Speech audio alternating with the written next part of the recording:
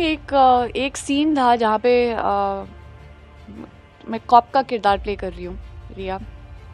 And usually हम क्या देखते हैं, कॉप्स बड़े स्ट्रॉन्ग होते हैं, हमेशा ही एक कंपेलिंग है और स्टोरी ही मेन हीरो है। वो बहुत ही फनी है। मंडला का क्या मतलब है? So mandala is actually a symbol and the whole mythological world जो है इसके अराउंड बिल्ड किया है। जब फर्स्ट टाइम आपको अप्रोच किया है, कितना टाइम लगा? आई डोंट थिंक मुझे ज़्यादा टाइम लगा था, क्योंकि गोपी सर का काम मैंने देखा हुआ है, मुझे बहुत पसंद आया। एज एन ऑडियंस मैं बहुत कनेक्ट करती हूँ उनके वर्ल्ड ऑफ सिनेमा से। I loved Mardaani and I feel ये स्टोरी जो है बहुत कंपेलिंग है और स्टोरी ही मेन हीरो है।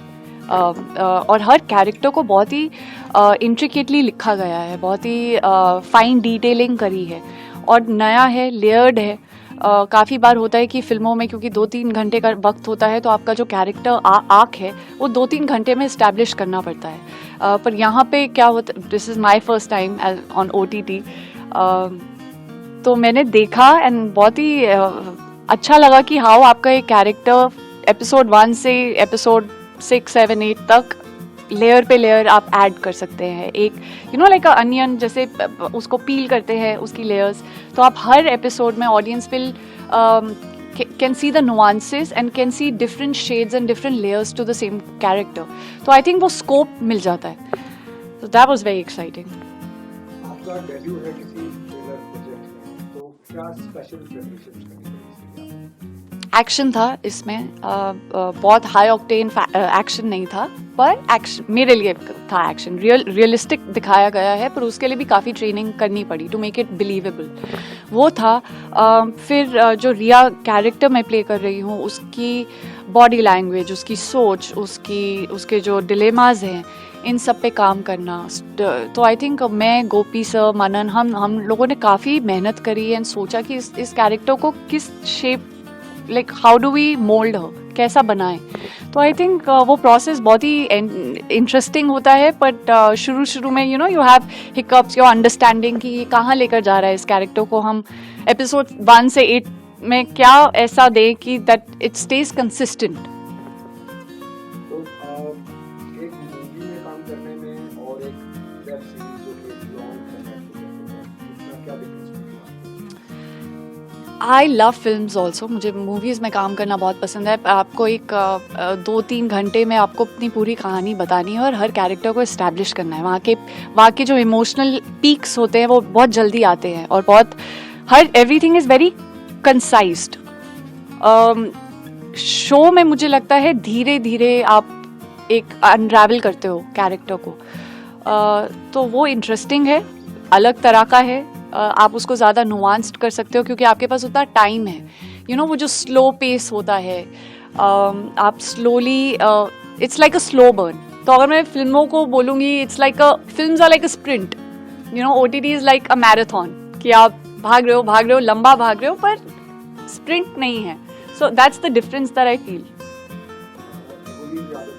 जी, बहुत अच्छा। एक्चुअली मैंने एक और प्रोजेक्ट किया है उनके साथ, और मेरी और उनकी बहुत बनती है। I respect him, I look up to him as an actor. He is lovely, he is very warm. उनके साथ मैंने सर्वगुण संपन्न भी करी है। तो मेरे लिए it was, he is one of those people जिनके साथ आपको लगता है, अरे आप जानते हो ऐसे लोग होते हैं आपकी फैमिली में भी, फैमिली मेम्बर्स की तरह। तो आई थिंक वो बहुत ही फ़नी है और उनका ह्यूमर भी काफ़ी ड्राई सेंस ऑफ ह्यूमर है, विच आई गेट। और मुझे बहुत मज़ा आया उनके साथ काम करके। शूटिंग के टाइम पे कोई स्पेशल इंसिडेंट जो आप शेयर करना चाहेंगे? आई थिंक एक सीन था जहाँ पे मैं कॉप का किरदार प्ले कर रही हूँ, रिया। एंड यूजुअली हम क्या देखते हैं, कॉप्स बड़े स्ट्रॉन्ग होते हैं, हमेशा ही एक स्ट्रेट फेस के साथ चलते हैं, एक अथॉरिटी होती है। पर इस कैरेक्टर में Gopi sir also wanted to explore the vulnerable side.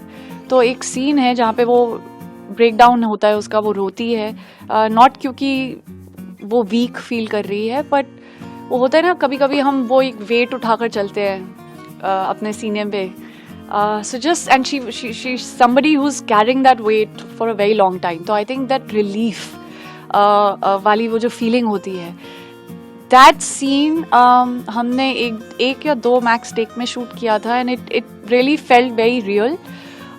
उस टाइम शूट करने में बहुत हेक्टिक लगा था because it takes it's like आपका सोल बाहर निकल कर आ रहा है, you know, and you really you're seeing people just staring in right into your eyes while you're shooting and you're just being absolutely vulnerable. उस समय हार्ड हिटिंग था. अब देखती हूँ तो मुझे अच्छा लगता है because it feels like it hits the right chord, but that was one memorable scene. I think refreshing है बहुत ही. It's a mythological, fictional crime thriller. I think genre ही बहुत ही exciting है, fast paced है, and एक तरह से contemporary and ancient beliefs को साथ में लाता है. You know, it talks about cult culture, it talks about beliefs, it talks about purpose, it talks about human, just emotional and psychological understanding of beings. और हर तरह के इंसान होते हैं. आई थिंक बहुत ही एंड आई थिंक ऑडियंस को भी मज़ा आएगा ये क्राइम सॉल्व करने में अलॉन्ग विद द कैरेक्टर्स. सो या